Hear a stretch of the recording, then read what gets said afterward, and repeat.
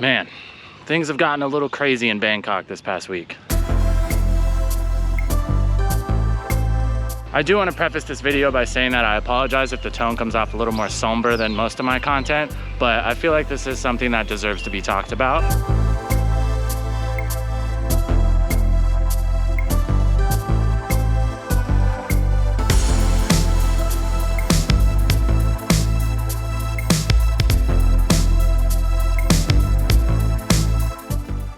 So as some of you may know if you've been watching the news, the APEC Summit began meeting again here in Thailand, in Bangkok during this past week, and things have gotten a little out of hand. Now last week before the meetings began, over 30,000 police officers were brought into Bangkok to provide security for the event, as lots of world leaders are going to be there, kind of deter any violent protests as well as any attempts to disrupt the meetings. Now since that time there have been some protests that have taken place, albeit the majority of them have been peaceful with no conflict, but that's not to say that a few of them did get a little bit out of hand this past weekend. Now there are lots of different demonstrators in these protests, but the majority of them are younger Thais that are trying to establish that they feel that they are being run by a tyrannical government and would like to see a democratic government installed as opposed to the royal family and the monarchy that is currently in place here in Thailand at the moment. A lot of these same demonstrators are calling for the release of political prisoners as well as people that have been imprisoned for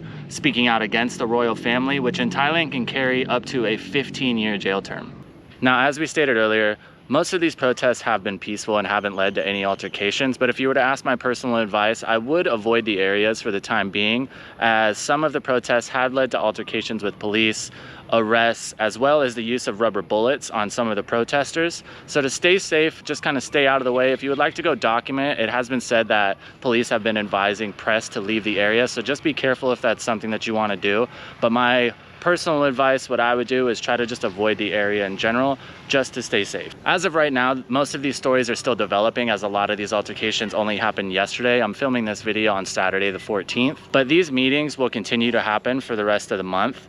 So I would consider keeping up with the posts and seeing where the protest areas are, and the major areas of conflict is what a lot of people are calling them. I would just consider following those news reports and making sure that you're keeping a bearing on where you're going in the city. I personally believe that these aren't things that you really need to worry about unless you're involved in these protests directly.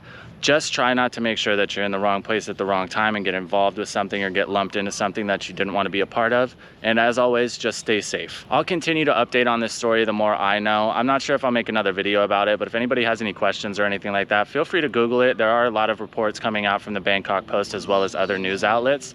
And you can feel free to drop comments and ask me, and I will share anything that I know.